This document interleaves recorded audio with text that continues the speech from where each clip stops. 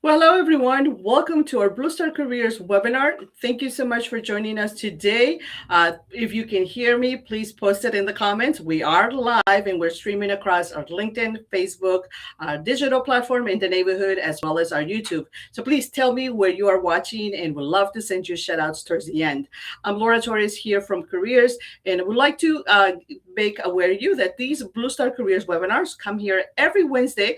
We'd like for you to get to know job opportunities, employer partners, and create career pathways through live discussions. During these webinars, you can learn about best practices, perhaps how to execute your next steps. Love to see how you are executing those by sharing with us comments in the neighborhood. Today, we're very excited and honored to welcome Breanna DeLong as a program manager at Operations New Uniform, where she shares and plays a pivotal role in workforce development through operations in support for veteran service members and military spouses as they are finding their civilian careers. And Operation ONU is such a great organization, and Brianna brings front row seat to the transformation to all of these individuals who are participating through her program. She has an incredible area of expertise, and we're so excited to welcome her here to our community and get it started. If you are ever met Brianna or you're familiar with Operation Uniform, please also share your comments, post your questions, since it's going to be a live discussion. We cannot wait for you to learn more about how you can get involved and, of course, participate and find your next civilian career. So let's begin. Thank you.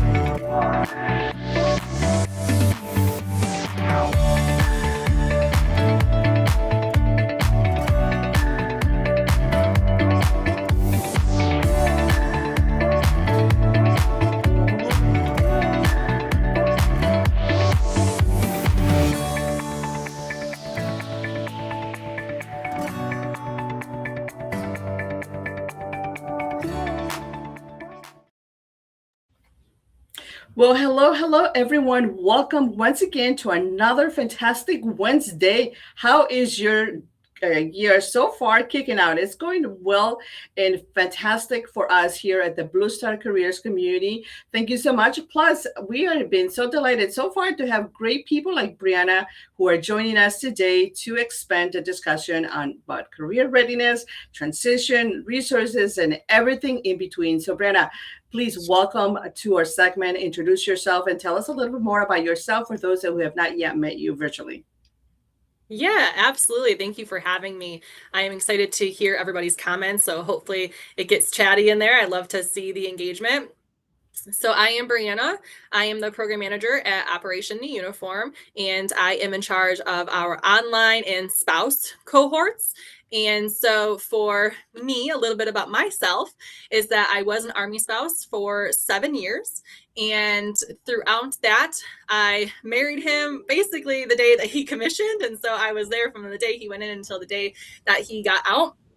And with that, I come from a social work background. So I have degrees in psychology and social work, and I did a lot of mental health background and a lot of social services. And so then when we went through the process of him transitioning out, he went through the ONU program as one of their participants, and he was like, I got you. I got to have you come to this networking event that they were taking me to, right? And I'm like, okay. I thought I would just go to this restaurant and maybe eat in the corner and just let him kind of do his thing, and then I would hear about it on the drive back. And that is absolutely not what happened. I ended up talking to everybody there that was there to network, and I ended up meeting the ONU team At the time, I was actually a guidance counselor at a high school in Tampa, Florida. And so I was not really looking for work. But about 2 weeks later, I got a phone call and they're like, hey, we are looking to hire someone that's boots on ground in Tampa. And we wanted to know if you'd be interested in it. And so probably about 2 weeks after that, I ended up started working there. So I always tell my participants that if you don't believe in networking, I'm a prime example that networking does work, because it was definitely not my intention to walk out of there impressing people enough that they thought, hey, we need to talk to her a little bit more about a job. And so I started out as the outreach coordinator at ONU out of Tampa. And then when he transitioned out officially and we moved back to Michigan, which is where we were originally from, I became our nationwide outreach coordinator and then worked my way up to program manager, which where I'm at right now. And so for me, being at ONU, it just clicked. It just made sense. Honestly, once I really started working there, the military community is obviously a big part of my life, and definitely a population that I enjoy. And having that social work and social service background, helping people find whatever that they need, even if it's outside of careers, because sometimes people come to us and they have other things going on that they need resources for. Sending resources is part of my history. So I always enjoy helping in whatever way I can. And going through this program and seeing the changes that it did for him as he transitioned out really made me want to be a part of it, because he was field artillery and he felt like there was just no job that made sense in the civilian world for him, right? And so having to kind of sit down with him and have those discussions when he was going through the program about what it is that he really wanted personally and professionally, and what was it that we wanted, because at the time we were very young when we got married and really had no clue what we were doing as adults, besides going into the military. So having to try to figure out what it is that we wanted in a career and what it is that we needed for our family. ONU was there to really help us have those conversations and kind of steer us in the right direction. And so I now get to give back and do that as my job. And I take a lot of pride in doing that for the individuals that I do work with on a daily basis. Wonderful. Thank you. What a great start of your military / workforce development journey, because you had a great career prior to it. But this is such a great example of how, like you said, networking, being at the right place at the right time, but also asking. I mean, imagine that you probably ask and say, so what is it like to work in this field and this community? And, and so I know, I'm sure that you get this from a lot of members. Sometimes, I want to do something meaningful. I want to work with the military. And so your particular journey, how you got to ONU, has become, a really great example of why this was such a good fit for you. You had the drive, you had the experience, and then the biggest challenge sometimes that a lot of participants or a lot of members from our community sometimes find themselves is you ask. You did not just like walked away and they're like, okay. You asked, because the fact that they follow up, they saw that you could have been a great, strong candidate for program expansion. So thank you so much for sharing your why as well. Now, walk to us, because you mentioned a little bit more. This program came because of your spouse.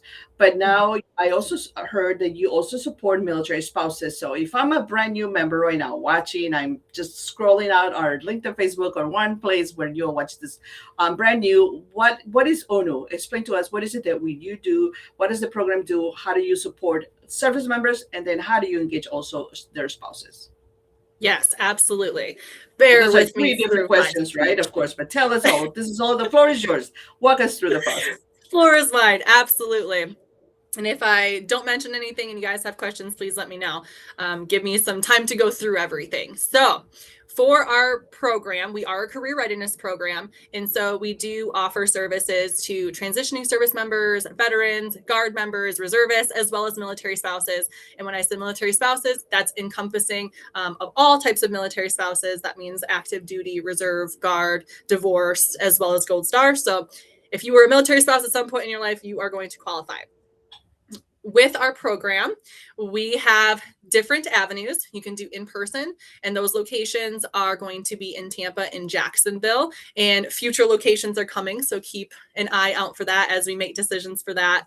And then with our online option, that's going to be nationwide. So if you are not located near Jacksonville or Tampa, you can do our online program, and the spouse program is also online. So I just kind of encompass that all together. It's just strictly online. All spouses will always be online. We don't have any in-person classes at the moment, but then our service members is going to be in our online platform as well.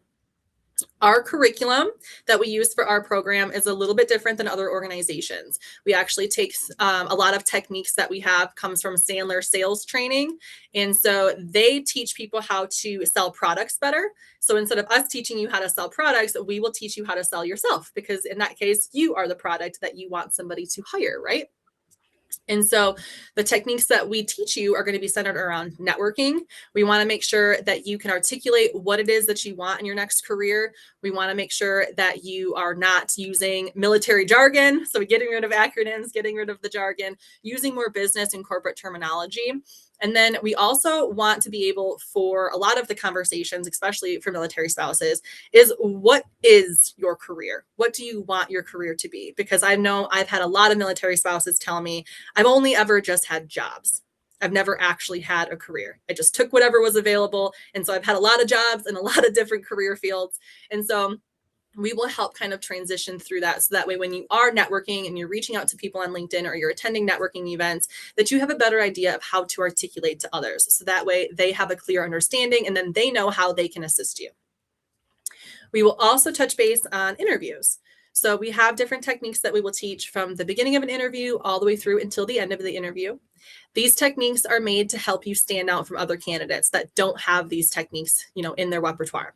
And so the techniques we teach you is very similar to the STAR method. So if other individuals have heard of that method, we do teach that. And that is going to be teaching you how to answer interview questions in a specific format. That technique is very good in order to help you stay on track, to get rid of the filler words, to make sure that you are not going on tangents or rants, and that you're answering the questions that are asked of you. We will also flip that and teach you how to ask the interviewer questions. We know that point in the interview where someone says, hey, do you have any questions for me?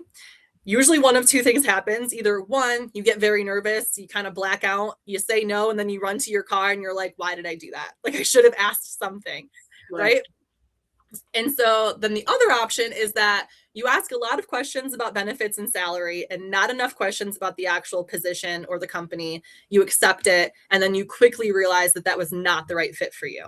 And in those instances, we want to avoid both of those scenarios. We want you to feel like you are having an adult to an adult interaction, that it's a conversation. That person does not have more authority than you do. You both are on the same level. They are looking to hire somebody. You are looking to get hired. They are looking to determine if you are going to be a good fit for them, but we want to teach you that you can also determine if they're going to be a good fit for you. And for a lot of our veterans that transition out, they are not used to having options, right? Usually they're just getting told who they work for, where they're going to work, and what they're going to be doing. We really stress the idea that this is potentially the first time that you get to decide who you want to work for. And so we want to be able to take that seriously and help you through what that process is going to look like. Wonderful. So it sounds like it's really comprehensive. I mean, you really polish great expectations, and you set expectations clearly for those who are transitioning to really identify the next civilian career. But most importantly, I really think, like you mentioned, a really long-term adaptability to the career readiness. And I always tell people this, as long as you are within that age, that you'll be employable. You got to, at some point, learn the best approachable techniques that apply to your industry, so that you don't have to find yourself this in 4 years, or in the next furlough, or in the next downsizing of the company. You are able to build a network, secure those skills, build a confidence, and most importantly, understand you better. Where do you see yourself in the next few years, few months? And so we got to do that investment early on when we can, and we're approachable into this type of formatting. But I'm curious, is there someone that is not a good ONU candidate or participant that perhaps that you get all these registrations and people that want to participate? Is there someone whom this may not be working for? Yeah. So for those who apply, when you apply, you will get notified to schedule a phone interview with me. And so during that interview, that's when I would sit down and have a conversation. Or if you're in person, you'll have it with our other program manager. But we sit down and we have that conversation about where you are in your career journey, what it is that you have going on, what are you looking for? Are you qualified for the positions that you are looking for? And so with us, if that person tells me that they are focusing on going to school and that they're not actively applying to positions at this time, that's usually when I will tell them to wait until they are ready to actively apply, because at that point they can take advantage of our program, they can put it into practice, and then they can also we can help with the networking portion. But if they're not actually qualified for the position at that time, it makes it a little bit difficult for them to actually use our techniques as well as our network. So usually I will tell them, come back to us, when you're a little bit closer to being ready to actively start applying. And so with that, we will send them out to other individuals if they're needing certifications or if they're needing, education. We do provide resources to other organizations to go and have conversations with those individuals to see if maybe their program at that time is going to be a better fit. And then once they're like, okay, I think I have everything that I need, my resume, is looking like I'm qualified for these positions. Now I just need to know how to sell myself, because on paper, all of the other people that are applying to that position on resumes all look very similar and all very qualified. So then they can come to us and then we will teach them how to sell their skills that they currently have. Absolutely. By the way, I love the Sandler technique, and a good shout out to Brian Jackson out there. We're going to have him here. He leads the San Diego Sandler training cohorts as well in the area, not for ONU, but something else. But anyway, he's a great member from our community as well. Now, listening to who is not or perhaps may not be a good qualifying candidate at the moment, what about if I'm a spouse? And I know that in our community, we get this a little bit more often. So I'm still trying to figure it out. I don't know what I want to do. I have no clue where or what to apply. Is this a good program for myself? Yes, I would still say it's still a good program for yourself. We do partner with other organizations where if you are on the phone with me and you're like, I'm still trying to figure it out, we will send you their information so that way you can also start doing some of their programs at the same time as ours. There's other programs that we know have a little bit more of like personality assessments, or they have career assessments. And so that their programs will help a little bit with that. And then when you get to our program, you will have a little bit more information. I also, on those phone interviews, will just kind of give them a sense of an idea of, hey, you can use ChatGPT, put in what you have as your experience, or put in your resume and have it give you some ideas, just to kind of give them a little bit more of an avenue before they get to our program. But I will say that a lot of people go through our program and they think they know what they want. And then about 3 days in or a weekend, they're like, I don't think I want to do that anymore. And then now that I've had all these conversations, and I think that I was doing it because it was comfortable or it was familiar to me. And it really, when I thought about it, wasn't what I actually liked to do. I just happened to be good at it.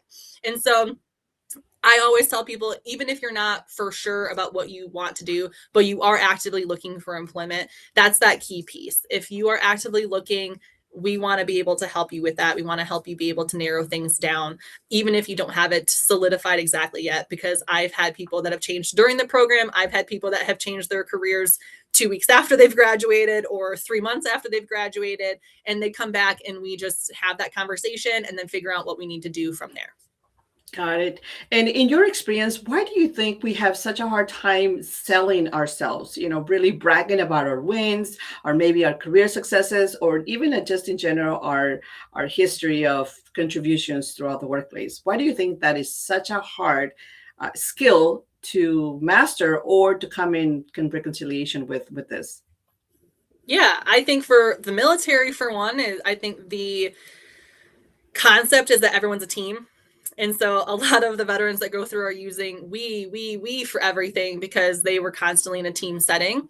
And we have to work through kind of breaking that idea of, yes, we know that you were in a team and we know that your teammates did things, but you also specifically did things. Things were assigned to just you that you had to accomplish. And so we want to pull those activities out. We want you to say, I did this. And so that is very hard to break. And I think that just kind of comes from that culture of like, you're a team and we do things together. And I do think that for a lot of military spouses, we sell ourselves short, and maybe not purposely, maybe we don't always mean to, but I've heard where individuals have told me, I'm just a stay-at-home mom, or I'm just a military spouse, right? And just the use of those terms can just be very, very, depressing and demeaning to ourselves. And through our program, we do talk about positive self-talk and what we like to call head trash. So getting rid of some of those comments where we say, I'm just this. Let's just throw that out. And we're going to say, all of the things that you are and all of the positive things that you are. And we talk about our identities versus our roles, right? So how being a mom or being a military spouse, sometimes we feel like that's all we are, that is our whole identity. But really, it's a role that we play. We have lots of different roles, and that's not just our identity. And same thing with our veterans, losing that rank, losing that authority, losing that whole entire culture can be very shocking to them, because then when they get out and they're realizing that some people don't necessarily care what rank they were, they don't even understand what rank they were. And so having to feel as though you might be starting over can be really frustrating. And so I think that happens with a lot, is that we all sell ourselves short a little bit, and then we all try to be as humble as we possibly can. So we want to include all of our team members into everything that we do. And it's very hard to just want to say, I've done this, I'm good at this, and this is why you should hire me. Absolutely. I completely agree. And so for those who are watching this, and by the way, if you're all watching, if you're tuning in, scrolling, thank you so much for those who are tuning in. I know that I'm watching here. We have a good strong crowd on LinkedIn, and then we have the neighborhood. We have about a great membership over in our Facebook group as well, our community. So thank you, everyone. Post your comments, share a hello, tell us where you're watching from, your location, because we want to make sure that Breanna can also follow up with you and then identify if you would be a great fit for the national participation virtually, or perhaps you may want to join a cohort at the local locations like Jacksonville and Tampa. And so we're speaking to Operation New Uniform. They create great career programming and workshop sessions, cohort model for those who are looking to transition into their new career. This is very structured, really intense participation, but it's good, intense participation. So Breanna, if I go to the website, which I'm going to share in a little bit, I apply, I submit my applications, then I'm going to get a referral or a follow-up from you or one of the team members, a phone call to do a pre-screening if I'm a good fit. Let's say I get in, I'm in, then what do I do next? What happens through the course? Walk us through the virtual, what it would be being a participant, and then what happens after I graduate from the session. Yeah, absolutely. So once you have been officially enrolled into one of our cohorts, then for in-person, it's about a 2-week-long program, Monday through Thursday, about all day.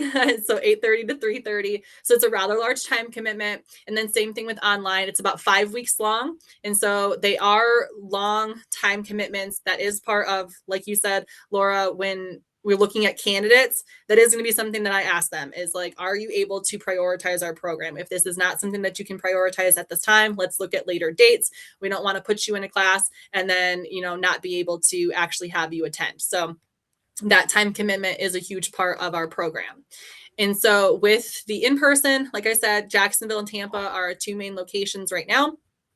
And so you can do those in person as long as you're within that driving distance to be able to attend those in-person sessions each one of those days.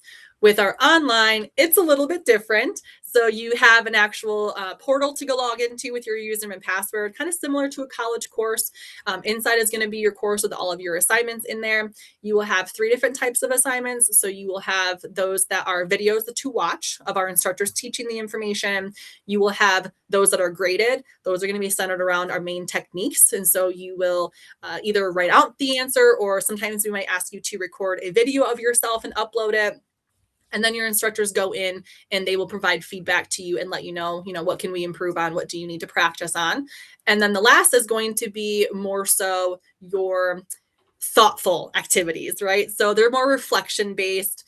They're not pass fail because everybody might have a different answer to those, but those are centered around helping you specifically look at what you have in your life and look at what you want out of your career. And then everyone's going to have a different answer. And so we might ask you to share, but that's all voluntary. There's no pass fail for those particular assignments.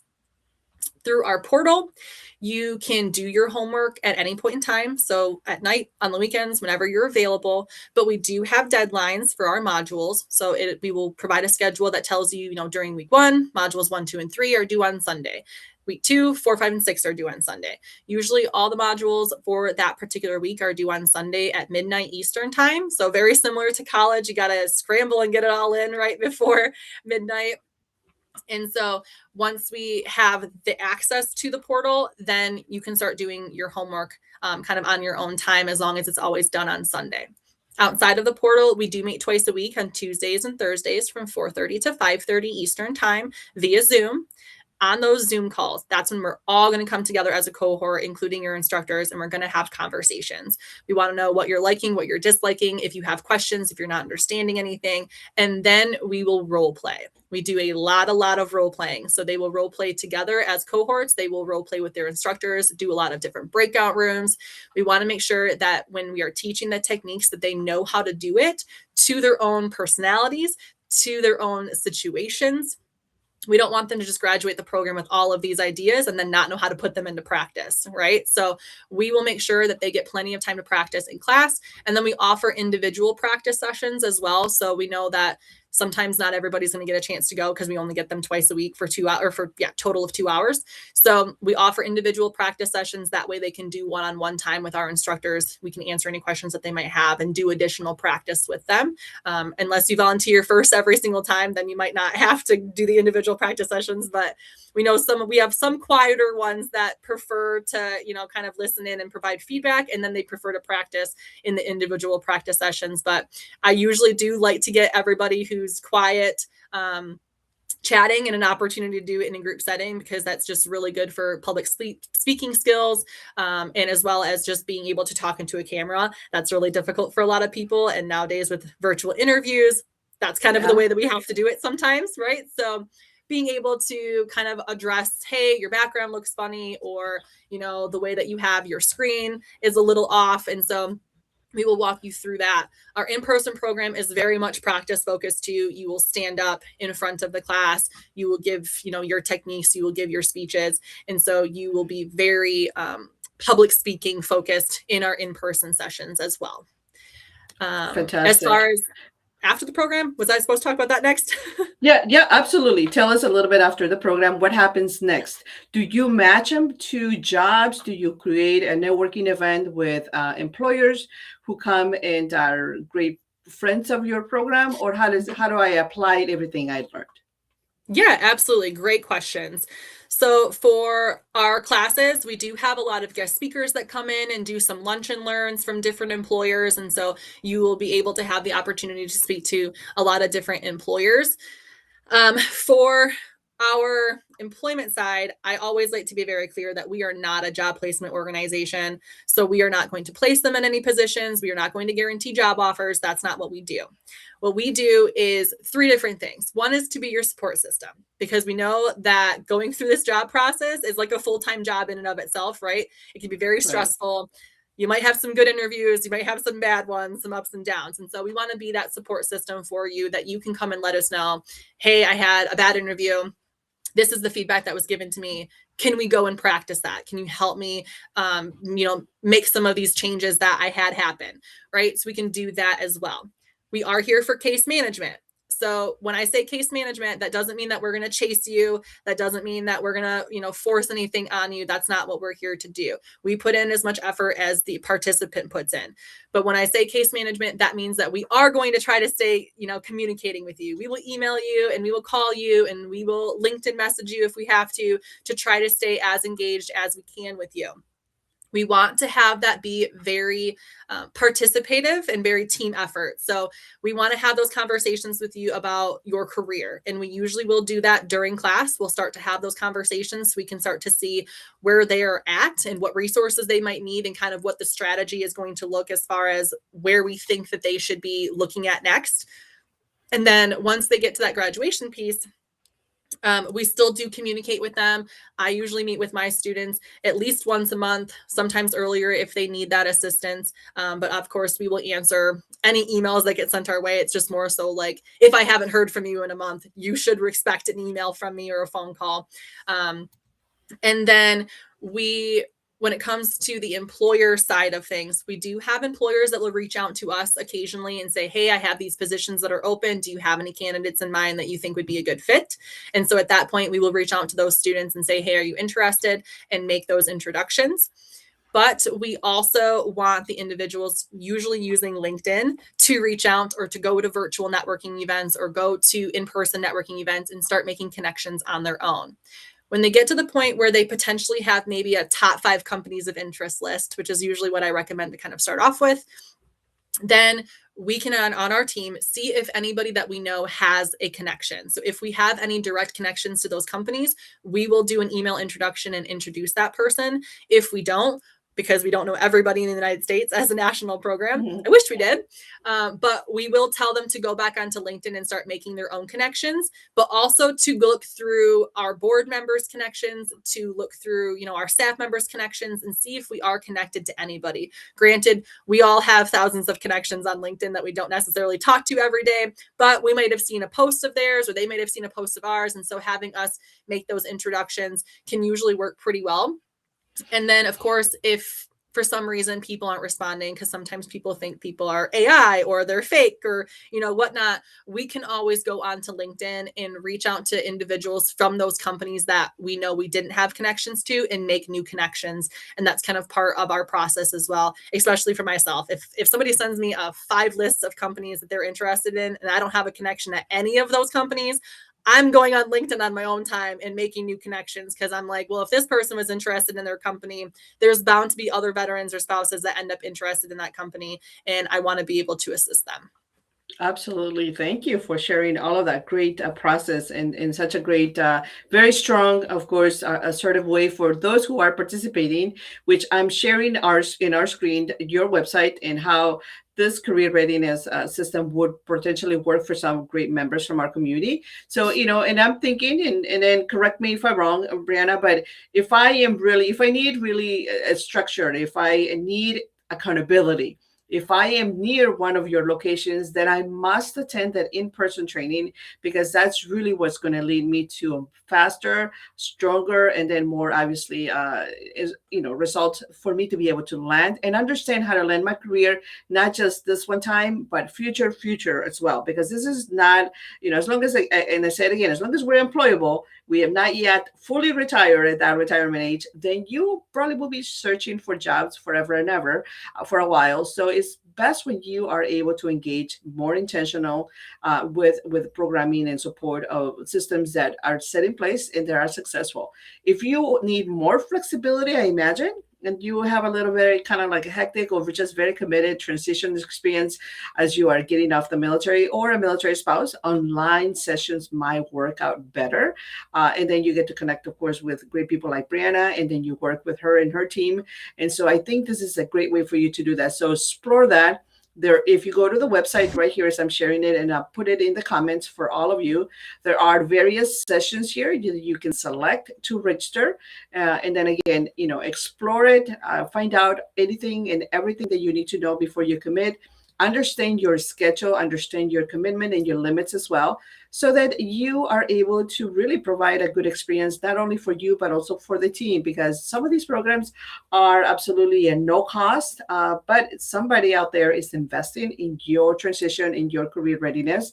And so it's really important that you take full advantage of it when you are ready for it. So, and then I'm going to ask that question for you, Breanna. What is the value of this kind of readiness program that it takes for you guys to put it together that you provide for our community? So one Yeah. participant, usually what does a program would have cost? Somebody would pay for it. Yeah, normally, I believe the last time that I looked, it was going to be around 8,000, potentially more, because now we've expanded to different states and we've expanded to different networks. So that would be, I think, the most common number that I've seen so far, but we've made a lot of different changes. And so you're right. We do have a lot of people who invest in our program. And that's kind of that key piece is that we usually do end up having a wait list. And so there are individuals that are waiting to get in. And so when we have people drop off last minute, and we get it, we understand. Yeah. Sometimes life just happens, or you do get employed. And that's kind of the whole purpose of our program, right? And so we want to be able to celebrate those who do get employed with or without our program. But we also want our participants to just kind of be cognizant of that if they feel, on the fence about something, or if they're not really sure about something, we can always put them on the wait list until they feel a little bit more secure in their schedule and then register for them, because we want to make sure that we have those individuals who can be placed in those spots if someone drops out very quickly. And you were right earlier that the online offers a little bit more flexibility for those who can't take a full 2 weeks off, whether their command doesn't allow it or they just don't have the ability to do that, or they are working in a civilian company at the moment and are looking for something else and they can't take those 2 weeks off. That is going to allow a little bit more of that flexibility. But if you have the opportunity to attend in person for those 2 weeks, I do always recommend to do that, because it really is nice to be able to see everybody in person. Absolutely. And then you get to build that great, cohesive camaraderie of other colleagues. You get to know perhaps where they will be employed, and then you just build a great team and, participate with like-minded individuals. So 2 weeks, that's vacation. I think I can put in for vacation and head over and hang out there in Jacksonville or Tampa for 2 weeks. So great. Let me take a quick break right here to highlight some of the comments, people that are watching, and then we're going to go through and the Brady Bunch to the different communities where people also are watching. So thank you so much to Omaha, Nebraska. Please connect with Breanna if you're not yet. Thank you, Pearl in Jacksonville.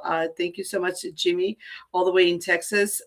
All the way our friends over in the neighborhood community from Maryland. Thank you very much. Thank you, Kristen, all the way to Arizona. We're so excited to see you here participating. Please pay it forward, all of you who are here watching. And then huge shout out to Robert, to Sophia, to Kristen, of course, we're acknowledging to Megan over on LinkedIn for supporting. And then let's go over to Facebook and see who out there in our community is watching. Let me see if I can see those names right here, because sometimes the system hides them. So thank you, Dali. Thank you, Esmeralda, for supporting. And then as well, those members who are in the community in the neighborhood, Tenco Sierra and Selena. If you have comments, please post them. We are going to go back and then, of course, reply to you directly or send you a DM, whether you are in either one of these communities. If you are in our Facebook page, remember you can always reshare this webinar with your close private groups or your FRG communities, your ombudsman's groups. Pay it forward. Don't keep it to yourself. The more military spouses or service members who are in transition, the better that we can reach and create a much unified opportunities for everyone in general. So thank you so much for supporting and watching this. Breanna, we're getting ready to wrap up. And so, but before we go, I'd like to give you the floor back to you, and then you can share anything else that you would like to leave those who are listening or will watch this afterwards. What are some of those best way to connect with you? Any food for thought, anything that would make that lasting sort of a closing remarks for this webinar? Yeah, absolutely. Connect with me on LinkedIn. Send me a message that you were watching and that's how you heard about it, and we can chat more there. I always recommend just applying. Apply and have that phone interview conversation where we can talk one-on-one about what you have going on.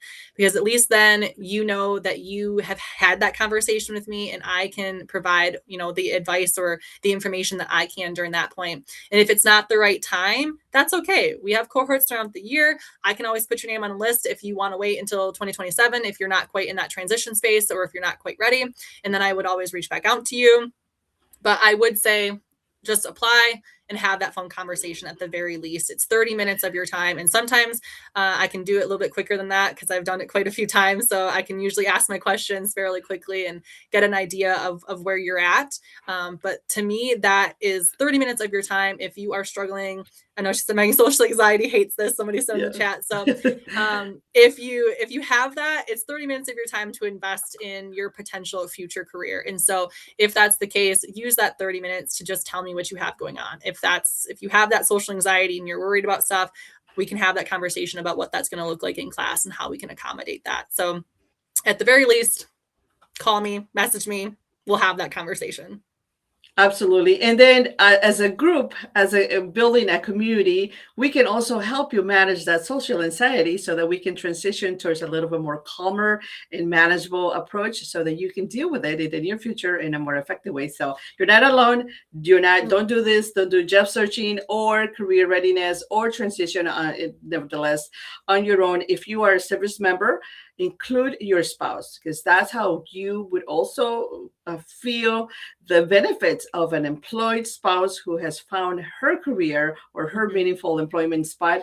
You will find those benefits because he will be happy in a great career pathway, and then we'll be supporting you through your transition as well in the rest of the family. Life is sometimes it gets a lot harder once you transition out of the military because you lose community, you lose sometimes your identity, you lose just in general, the what to or the where to do we go next. So this is a great way for you to support each other as a family, and we all transition together. So thank you so much, Breanna, for coming today and enlightening us with all the great information about Operation Uniform. The link it's in the comments. Please make sure that you reach out to Breanna as well as to us. And when in doubt, meet us in the neighborhood. We have over there spot for Operation Uniform under our research center. And then we'll have future discussions as well about all the career readiness and everything else that you need to know. Thank you so much for watching. Thank you for everyone who tuned in. Keep us posted, and then see you next Wednesday. We have another great research partner coming up. Thank you for supporting today. Have a great